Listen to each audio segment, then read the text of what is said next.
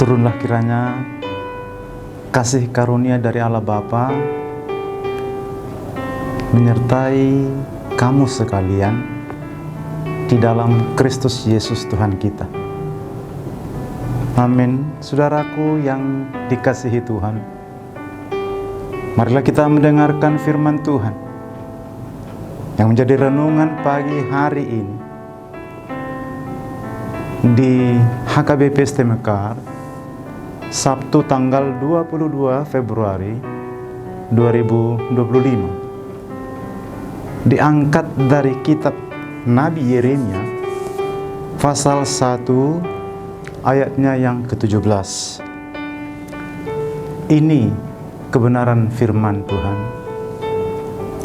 Tetapi engkau ini, baiklah engkau bersikap, baiklah engkau bersiap, bangkitlah dan sampaikanlah kepada mereka segala yang kuperintahkan kepadamu.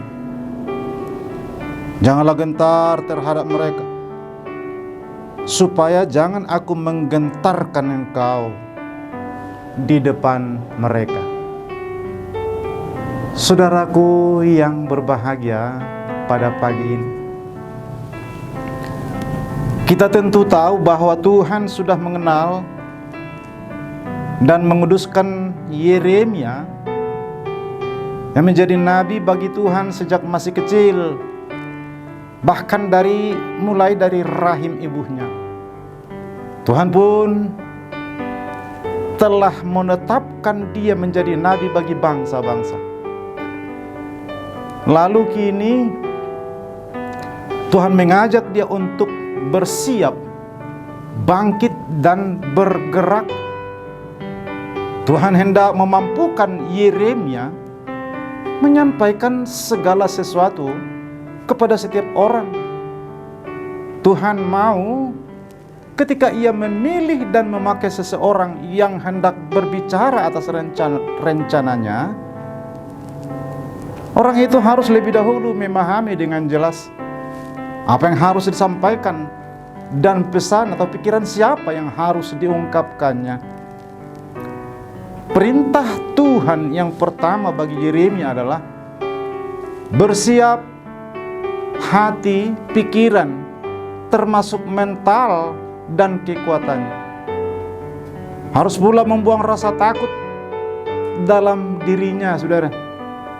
Sebab jika dia merasa ketakutan, itu pasti berakibat kegagalan. Bahkan Allah mempertegas peringatannya, supaya jangan aku menggentarkan engkau di depan mereka. Allah tidak berjanji melindungi orang yang berperilaku di persimpangan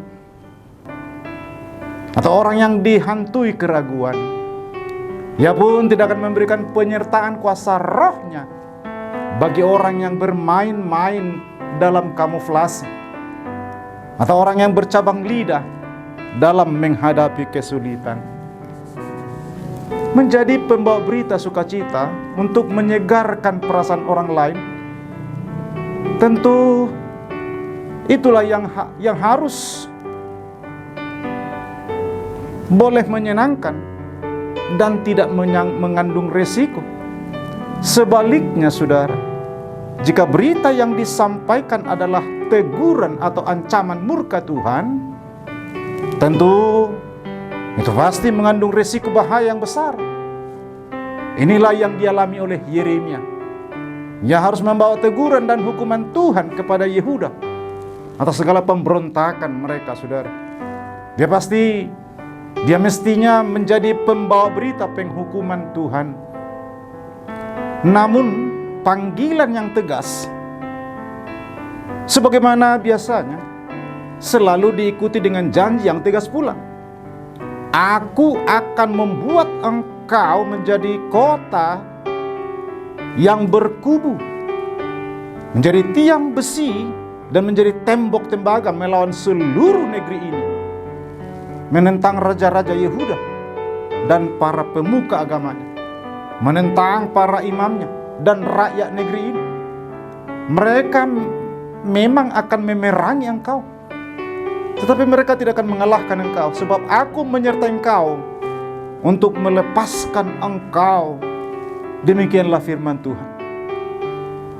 Saudara, berita pahit inilah yang harus disampaikan Yeremia untuk memperingatkan agar umat pilihan ini tidak terjatuh semakin dalam ke jurang dosa, ke jurang penderitaan berkepanjangan, bahkan terperosok ke lembah kematian.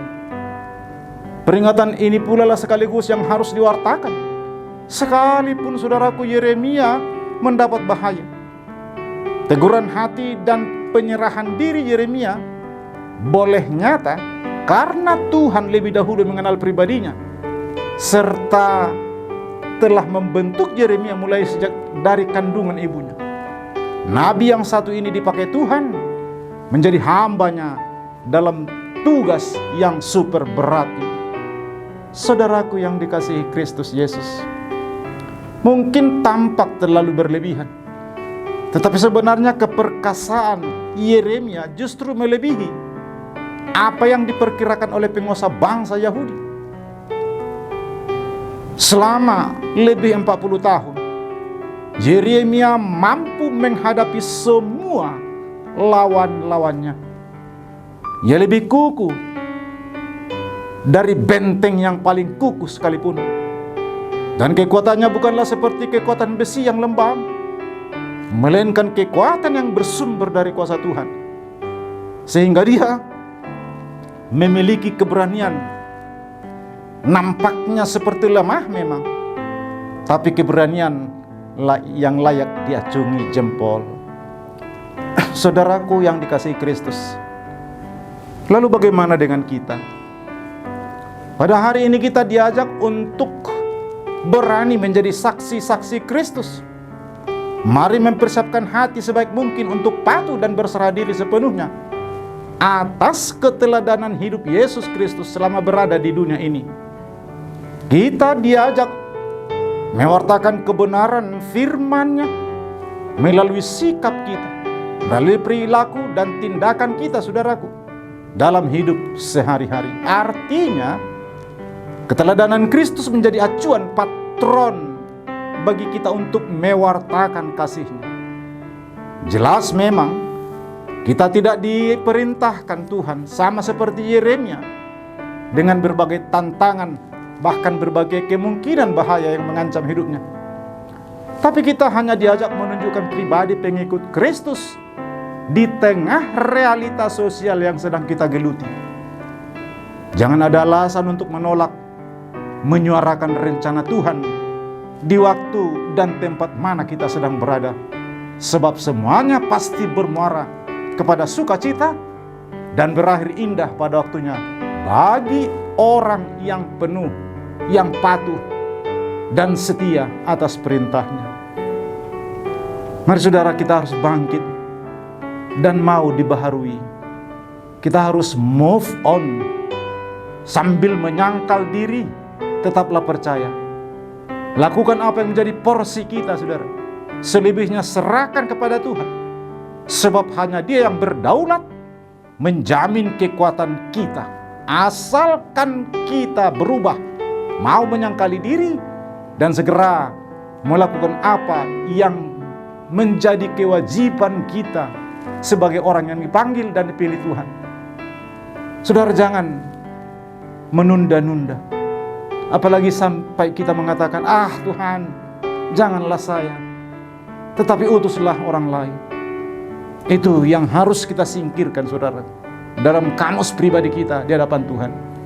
Kita harus mampu menyampaikan kebenaran dan jadilah pelaku kasih Tuhan kepada siapapun tanpa pandang muka.